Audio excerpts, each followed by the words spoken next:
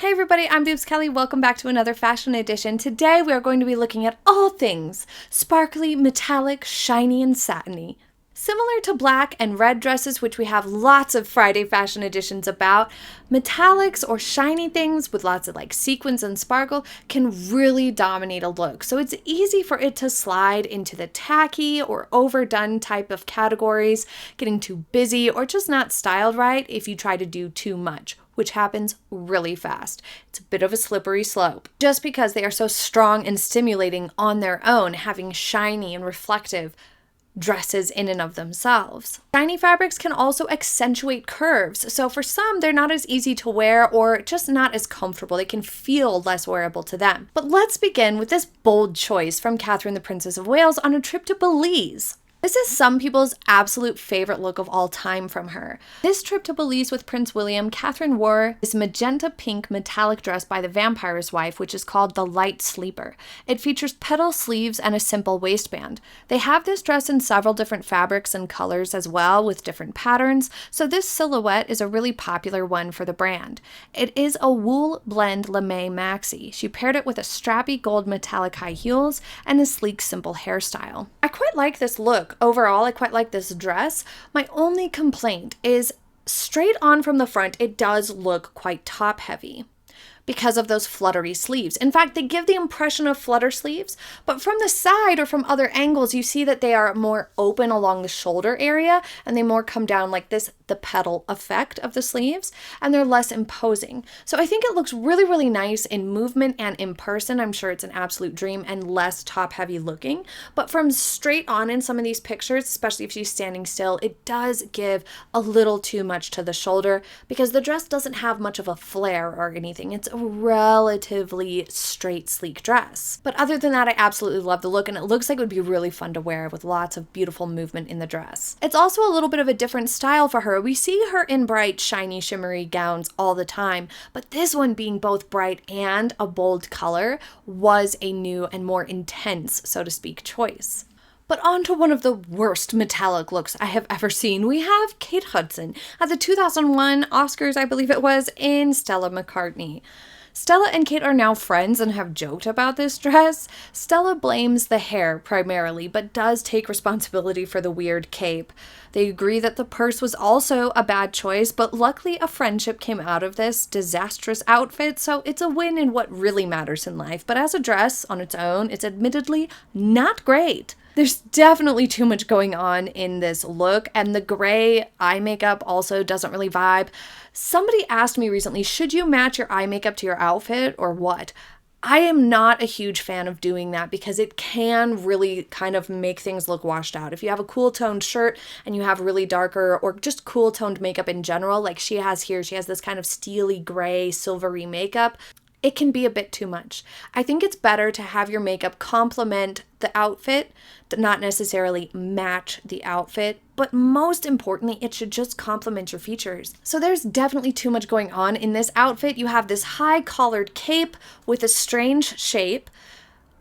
The straps of the dress also have some sort of interest on them. They're kind of shaped differently, look almost like they have some sort of embroidery or embellishment before they come down. And then you also have fringe on the cape, and then you have the silver dress that has different seams along the thighs, and then the purse doesn't tie in with any of it. This fringe cape thing would call for a very, very simple dress to go with it. On its own, it would be the only focal point for an outfit and would have gone with just a simple black column gown underneath.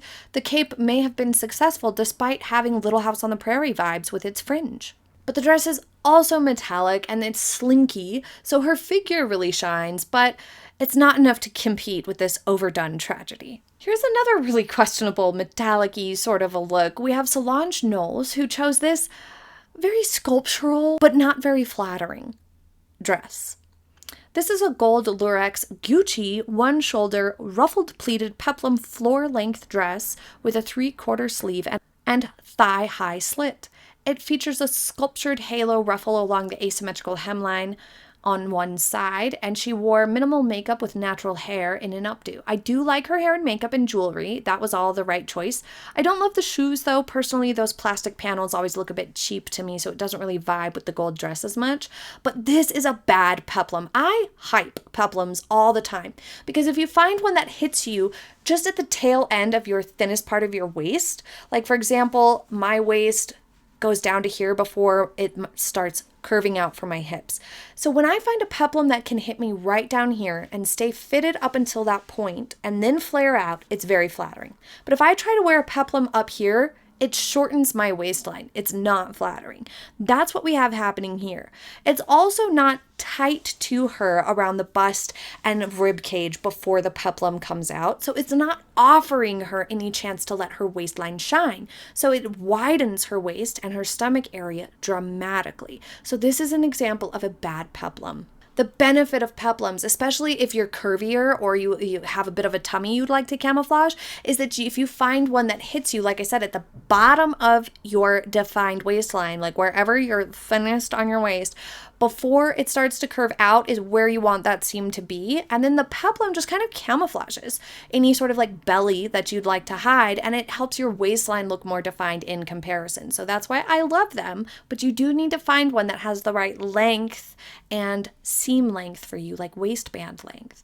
Because if you do it wrong or you get one that doesn't match your body type, it's not going to work the same as one that does. Ones that vibe with you, when you find a peplum that matches you, it's magic. But I think if it weren't for the peplum on this look, it would have been okay. You know, like if it was just a sleek and plain or just fitted to her and skip the peplum, I think it may have been more successful. Your eye really wants to drift over to that interest on the sleeve, where there's those like fanned out petals and stuff like that going on over here along the one shoulder. But then you keep getting called back to the peplum because it's very stimulating and very distracting. And it's just not serving the design or her. Here's one of my favorite people, full disclosure. But Emily Blunt is wearing this Michael Kors collection, absolutely gorgeous, stunning, dramatic dress to the Met Gala. She wore it with a Stephen Jones gold floral hat, which he said he was inspired by her role in Mary Poppins when designing the hat. I loved her in Mary Poppins. It was iconic, he says. He wanted something with a bit of a jaunty angle to mimic that role. This dress was a golden mermaid style with floral details that took 1,500 hours to hand embroider, the 510,000 gold sequins and 1,344 gold crystals onto its gold stretch tulle in a flora pattern. It was made for her, and every sequin was sewn in a different direction to maximize the sparkle. It is a bit costumey, but that's what the Met is. And so I absolutely love this look for this event. It is so gorgeous and spectacular. I mean, the craftsmanship here is amazing. You can't deny it. It has a playful vibe despite being so opulent and glamorous, which is amazing to find that harmony between those two sometimes contradictory features. It does look like it might be a little uncomfortable to wear, but overall, I think it was a total win. Next up, we have Sarah Paulson in a Carolina Herrera dress. You guys know I do not necessarily like Carolina Herrera lately, and I'm still not 100% behind this one, but it's definitely not as bad as Nightmare Boobs, okay? We've moved on to Nightmare Shoulders, I guess, maybe, is what this would be. It's not that bad, but I mean, it's kind of bad. I like Sarah, but I don't love this dress. This was on the runway just a few days before she wore it on the red carpet. It features large silver sequins all over and a backless design with puff sleeves. She accessorized this monochrome style with all silver earrings, a bag and shoes in the same hue, and a sleek low ponytail with a center part, and muted makeup. I really like her makeup choice, and her styling for this is great. Like, this works for her, but it looks very stiff to me, and also it looks a bit top heavy, which is the main beef I have with it, is that it's too top heavy. It would have benefited from less volume in the shoulders. It also would have allowed these side cutouts, which lead to this completely open backless design, to be the focal point, rather than having your eye bounce between these little cutouts that are kind of peeking through for the back and the shoulders, because you just kind of bounce back and forth between those, and then it just feels very stiff below that. So I think it would have definitely benefited greatly if those shoulders were more sleek and simple to allow just one main focal point rather than having multiple. As for styling though, she did a good job keeping it all the same, monochrome, so that the interest of the dress could be the focal point rather than the accessories taking away from it at all. Here we have a very controversial lady, Amber Heard. You guys, I have a video about how her outfits contributed to the downfall and the disaster. Never did I say that they were the reason why she lost, but so many people come for me in the comments of that video. She lost because she lied.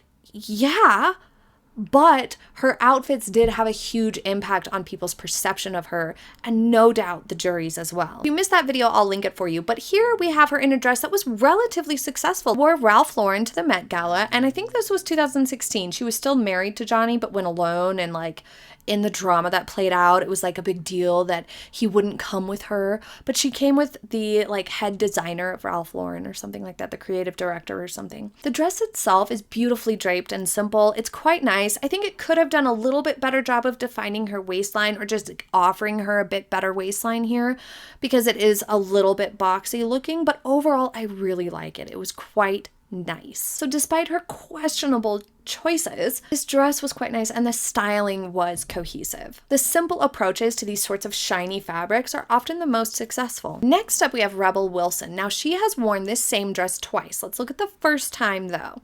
It almost looks a bit messy here because it's down on one side on the shoulder, which does not look intentional. And remember, you guys, if it doesn't look on purpose, it looks like a mistake. So when I saw this, I thought for sure it's not meant to be sagging on that shoulder. It's meant to just be very much on the very tip, like a super wide V-neck on the very tips of her shoulders, and it's sliding down on the one side, but every picture is like that. So she like wore it that way for the whole night. But I don't think it's how it's meant to be. It definitely gave the overall look a sort of messy, sloppy vibe. I like the old Hollywood glam that she has from her beautiful blonde hair here, but I'm not 100% behind it for this outfit. She's had some weight loss, she had this altered, and she wore it again really recently. And you can see the shoulders are a little bit more cohesive here. They're a little bit more matchy-matchy. They're still not perfectly matching. It looks like the one side, her left side, is supposed to be slightly more narrow than the right side, in which I would say what a terrible design idea, because it's not dramatically enough difference between the two shoulders for it to make sense and read on purpose. It just gives it a messy look that looks unintentional, like something got screwed up. If it was supposed to be intentional, then her left side should have been so much more dramatically thin than the other side so that it was obvious it's meant to be asymmetrical. But regardless, it's still up a little higher here in these newer pictures of having it altered, so it still looks a little nicer and like it fits a little bit better. But overall, it's just not my absolute favorite. However, there is an upside. The asymmetry here on the waistline, how it gathers just off to the side and then comes down, it encourages a vertical line and it creates a little bit more accentuating of the waistline than it would if it gathered straight in the center, for example. So that part of it is quite flattering for her. It's not my absolute favorite dress ever because of those sleeves, but she still looks lovely. Okay, so this dress was bad, you guys. Overall, poor styling, just not good. Chloe Bailey wore this area gown to the Met Gala, so remember that means costuming a lot of the time, but it features this asymmetrical structure and has a sculpted bodice. She paired it with a choker that can only be described as a Harry Potter Quidditch snitch. It was a bespoke gown, and it's tragic. And despite sending out couture vibes, it's just not cutting it. The golds don't match between the choker and the dress. The dress has almost like a greenish gold undertone, and then the choker's like a normal true gold tone. So that doesn't vibe at all because there's nothing tying it back in together. And then the asymmetry is in the hips as they're like fanned out and sculpted out, and on the boobs. The dress is full of curves, and so the choker's not echoing any of that. It's doing its own thing that's more spiky and pow, while the dress is supposed to have these sort of curves that almost remind me of coral in the ocean, which would be a cool idea, but I just hate what it's doing to her. I do not like how it's messing with her boobs. I feel like it's not flattering at all. It just didn't need the boobs to be wonky at all. It could have just had sculpted hips and a regular top and not been asymmetrical, or had some sort of asymmetrical design across the front that didn't interfere with the tatas. I don't know. I just don't like how this looks overall for her. It's not sculpted in a way that comes across as successful. But let's refresh with this glittering, glamorous win here from Catherine, the Princess of Wales. In 2021, I think was this year, she went to the Royal Variety Performance at Royal Albert Hall in London, where she wore this stunning sequin dress by Jenny Packham. It had long fitted sleeves and a beaded waistband and cuff details. The belt was made out of jewels, and the rest of the dress flowed out into a slinky, silky sequin skirt with a bit of a train. She first wore this exact same dress during the royal tour of Pakistan back in 2019, and she wore it with a pair of metallic silver heels and a thin green scarf trimmed with beaded tassels that time. But this color of green is just so gorgeous on her. I absolutely love it. It's stunning.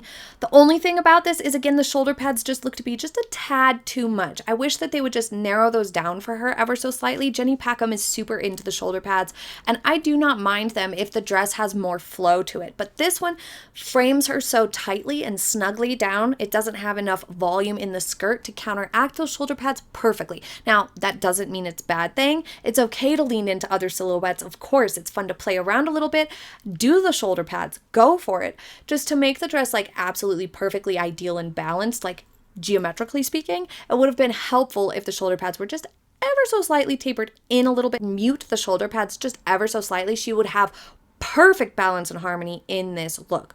But still, if there's only one thing you can find that's not perfectly balanced in a look, that's really, really good. That's a good look, you guys. Most of us have a handful of things that could be improved in each and every outfit that we wear. So if we can only find one thing that could stand to be improved if someone would wish, that's true success right there. This is a beautiful, perfect gown for her. It's just gorgeous and lovely. It really reminds me of this blue sequined gown Princess Diana wore. Slight puff sleeves, and it gathered and ruched just a little bit here.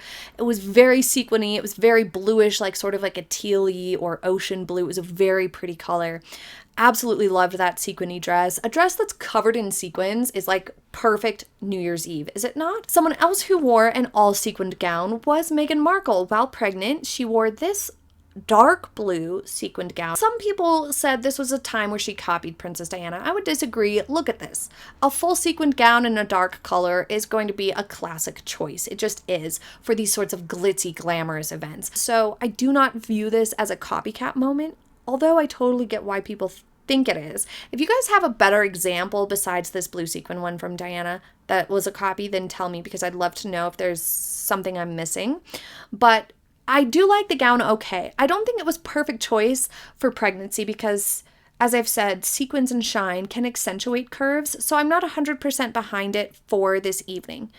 The drama behind this evening was something else, was it not? But overall, I think the dress was fine. It did look to be a little small. It gave the impression of being a little small because of the length of the sleeves, the slit, and it looked to be kind of pulling across the belly area there. I don't know that it was necessarily fitted as a maternity piece, or at least didn't have enough room in it for a maternity piece. You know how I like to end on a positive note and a beautiful dress. We have Catherine, the Princess of Wales, in this Cinderella-esque blue gown, sparkly heels, and a simple matching clutch. Now this dress is just beautiful. It looks so dreamy, and this is another example of a satiny fabric with this shine and sheen to it that's just kept so simple, because the way these types of fabrics catch light mean it doesn't need anything else to make it more interesting, nothing at all. And I find these little bow details on the shoulders to be a really interesting and unique touch. Gives it a little something extra, a little interest, keeps it really feminine and girly. And the draping across the chest here, it hits her at the perfect spot of her waist,